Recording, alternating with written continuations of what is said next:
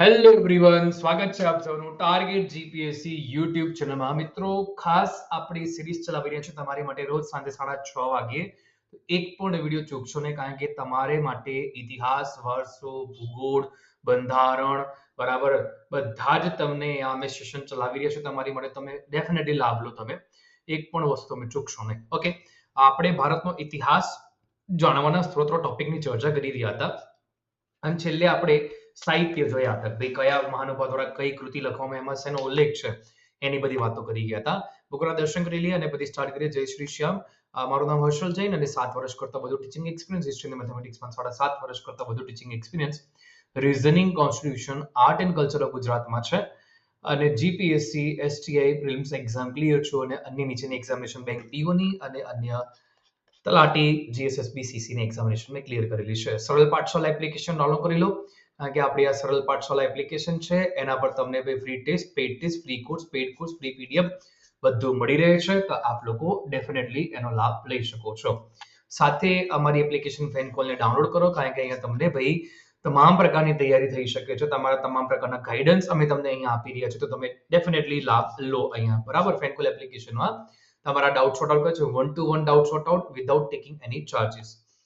YouTube ઉપર સાંજે 6:30 વાગે રોજ મોક ટેસ્ટ અને થિયરી આવશે, તો ડેફિનેટલી તમે લોકો અહીંયા લાભ લો. ડેલી સાંજે 6:30 વાગે તમારે જોડે જવાનું છે. ઓકે, ટોપિક ઉપર જઈ રહ્યા છે સીધા હવે. અને હા, 8 થી 10 મિનિટ તમારે મને આપવાના દિવસના. એ 8 થી 10 મિનિટ તમારે ભાઈ 100% ફ્રૂટફુલ તમને એક્ઝામમાં હેલ્પફુલ થશે. એની શ્યોરિટી હું તમને આપું છું. બરાબર. ધર્મનિરપેક્ષ સાહિત્ય આપણે ભણી ગયા હતા. હવે આપણે વિદેશી યાત્રીનું વિવરણ ટોપિક છે, એની જ અંદરનો સબ ટોપિક છે, એની ચર્ચા કરીશું. તો વિદેશી યાત્રી વિવરણમાં અરબી લેખક આવે છે ભાઈ અલ-બરૂની. અલ-બરૂની આવે છે, એનું પુસ્તક લખ્યું છે કિતાબ ઉલ હિન્દ. બરાબર, કિતાબ ઉલ હિન્દ લખ્યું છે. મોહમ્મદ ગજનવી સાથે ભારત આવ્યો હતો. તેના પુસ્તક કિતાબ ઉલ હિન્દ અથવા તહકીક-એ-હિન્દ, ગુજરાતીમાં કહેવાય છે ભારતની શોધ, હિન્દીમાં કહેવાય છે ભારત કી શોધ. અરબી ભાષામાં લખાયેલી આ પુસ્તક છે. રાજપૂતકાલીન સમાજ, ધર્મ, રીતિ-રિવાજ, રાજનીતિ વગેરેની સમયની જાણકારી મળે છે. અલ-બરૂની કોની સાથે ભારતમાં આવ્યા હતા? મોહમ્મદ ગજનવી સાથે. બરાબર, મોહમ્મદ ગજનવી સાથે આવ્યા હતા. રાઈટ, તો આપણે ધ્યાનમાં રાખવાનું છે, એક્ઝામ માટે મોસ્ટ ઇમ્પોર્ટન્ટ છે. ડન. ઓકે સર, અલ-બરૂની વિશેની વાત આપણે કરી ગયા. હવે અરબી લેખકમાં બીજા લેખક આવે છે સુલેમાન. મૂળ ભાઈ સુલેમાન ઈરાનના હતા અને પુસ્તક લખ્યું છે સિલસિલ ઉત ત્વારિક. 9મી સદીમાં એમણે ભાઈ ભારતની યાત્રા કરી છે અને પાલ અને પ્રતિહાર રાજાઓના તે સમયના રાજનૈતિક, આર્થિક, સામાજિક, ધાર્મિક સ્થિતિનું વર્ણન છે તે તેમણે કર્યું છે. રાઈટ, અને પ્રતિહાર શાસક મિહિર ભોજના સમયગાળામાં આ મહાનુભાવ આવ્યો હતો. કોણ? સુલેમાન. અરબી લેખક છે સુલેમાન. ઓકે, નેક્સ્ટ આપણે વાત કરીએ છીએ આગળ તરફ અરબી લેખકમાં. તો અરબી લેખકમાં આવે છે અલ-મસૂદી. અલ-મસૂદી છે બગદાદનો યાત્રી હતો. પુસ્તક લખ્યું છે મુરુજ ઉલ જહાબ, ધેટ ઇઝ સોનાના ઘાસના મેદાનો. આનો ગુજરાતીમાં અર્થ થાય છે. બરાબર, આ પુસ્તક લખ્યું. આ લેખક વિશે આટલી ઇન્ફોર્મેશન જ છે. વિદેશી યાત્રીમાં અલ-મસૂદીની આગળ વાત કરીએ, છે ડેટા છે ભાઈ આપણી પાસે. પ્રથમ અરબ લેખક હતા કે જેમને કૃતિઓમાં ઇતિહાસ અને વૈજ્ઞાનિક ભૂગોળનો સમન્વય કર્યો. માટે અમને અરબોના હેરોડોટ્સ કહેવાય. મોસ્ટ ઇમ્પોર્ટન્ટ છે ભાઈ. બરાબર, આરબોના હેરોડોટ્સ તરીકે કોને ઓળખવામાં આવે? તો ભાઈ અલ-મસૂદીને. બરાબર છે. યસ, ભારતના ઇતિહાસના પિતા અને ઓલ ઓવર ઇતિહાસના પિતા. ઇતિહાસના ઓલ ઓવર પિતા કહે તો હેરોડોટ્સ ભારતની અંદર આવે છે, મેગસ્થનીઝ આવે છે. અને આરબોના હેરોડોટ્સ છે તે રહે અલ-મસૂદી આવશે. 10મી સદીમાં ભારતની યાત્રા કરી અને રાષ્ટ્રકૂટ અને ગુર્જર પ્રતિહાર રાજાઓ વિશેનું વર્ણન કર્યું છે આમણે. Right, yes. થોડીક ચર્ચામાં આગળ વધીએ. હવે અરબી લેખકો તમારા પૂરા. હવે ચીની લેખકો આવે, ચીની કાકાઓ.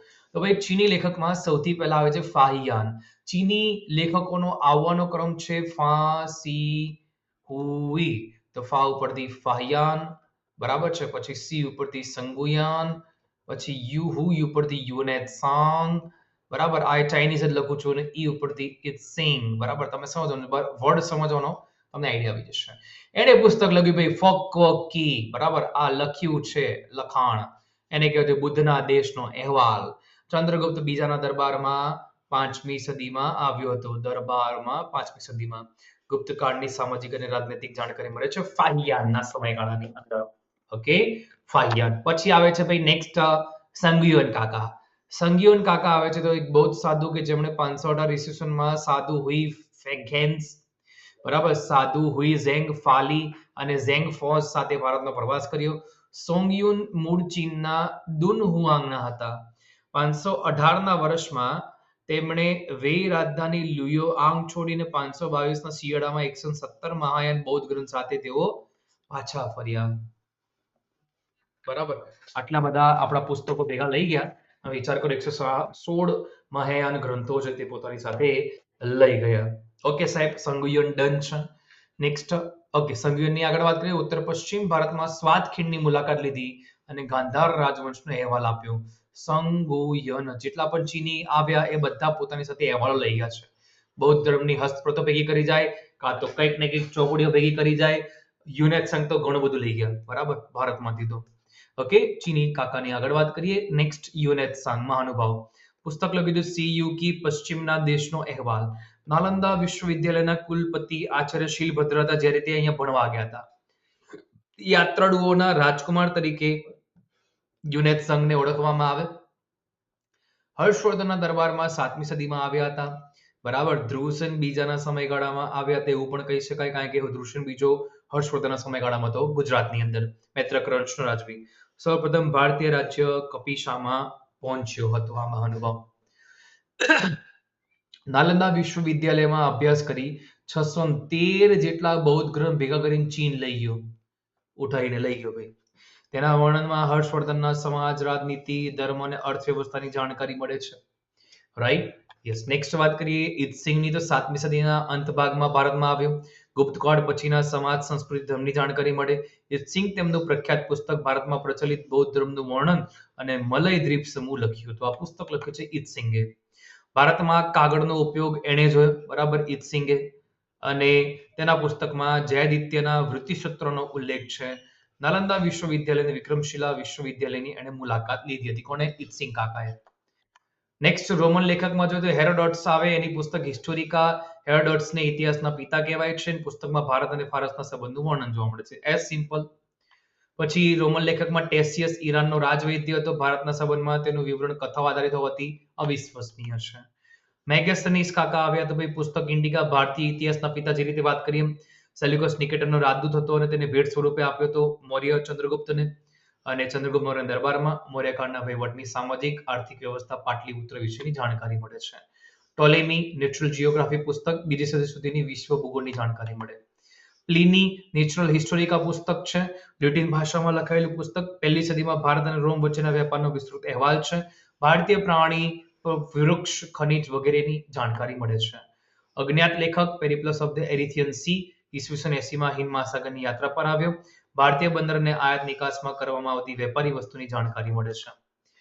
ત્યારબાદ ડાયમેક્સ સીરિયા રાજા એન્ટિયોક્સનો રાજદૂત હતો, બિંદુસારના દરબારમાં આવ્યો હતો. એના વિવરણથી મૌર્ય સંબંધિત જાણકારી મળે છે. ડાયનોસિયસ ઇજિપ્તના રાજા ટોલેમી ફિલાડેલ્ફસનો રાજદૂત, મૌર્ય શાસક અશોકના દરબારમાં આવ્યો હતો. પછી અન્ય લેખકમાં જોઈએ તો ભાઈ તિબેટિયન લેખક છે લામા તારાનાથ. તિબેટિયન લેખક, પુસ્તક કંગ્યુર એન્ડ તંગ્યુર. 2 ગ્રંથમાંથી ભારતની ઇતિહાસની જાણકારી મળે છે. ડોમિગો પાયસ પોર્ટુગીઝ યાત્રી છે. સાલુ વંશના દેવરાય પ્રથમ વિશેની માહિતી આપે. નિકોલો ડી કોન્ટી ઇટલીથી આવ્યો. તુલુ વંશના કૃષ્ણદેવરાયના સમયગાળાની માહિતી આપે છે. બરાબર, તો બસ આજ માટે આપણે આટલું રાખીએ. થોડીક સ્પીડ રાખી પણ પછી આ ટોપિકને કવર કરી શકાય એમનો તો. આઈ હોપ તમને બધાને ક્લિયર હશે. વધુમાં વધુ મિત્રો સુધી શેર કરજો. આપણી એપ્લિકેશન સરળ પાઠશાળાને ડાઉનલોડ કરજો. બરાબર, થેન્ક યુ સો મચ. આપ સૌ વિદ્યાર્થી મિત્રોનો ખૂબ ખૂબ આભાર. મળીએ છીએ નેક્સ્ટ ક્લાસમાં. જય હિન્દ, જય ભારત, જય જય ગરવી ગુજરાત, જય શ્રી શ્યામ ખાટુ શ્યામ બાબાની જય હો. બરાબર, યસ. આપણા યુટ્યુબ ચેનલને સબસ્ક્રાઇબ કરજો અને આપણી ટેલિગ્રામ ચેનલમાં ખાસ જોડાઈ જજો ભાઈ. બરાબર, મળીએ છીએ નેક્સ્ટ ક્લાસમાં. જય હિન્દ, જય ભારત, જય જય ગરવી ગુજરાત, જય શ્રી શ્યામ. Thank you for watching this video. Subscribe, share and like.